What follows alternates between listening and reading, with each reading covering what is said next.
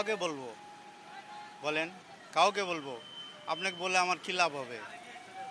আপনি তো আমার ছবি উঠাইলে যাবেন, মিডিয়ায় প্রচার করবেন, ঝামেলা শেষ। কিন্তু আমাদের কষ্ট তো কেউ দেখবে না। এদেশে আমাদের কষ্ট, সাধারণ মানুষের কষ্ট দেখার মতো কেউ নাই। ভোগান্তি, অবশ্যই ভোগান্তি।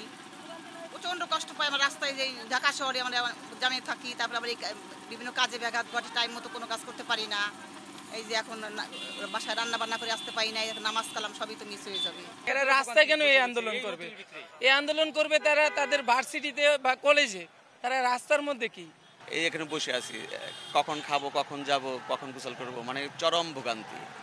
আমরা তাদের ঠিক আছে কোটার ইয়ে দেখে, কিন্তু আমাদের কেন কষ্ট দেয় তারা এটা করবে?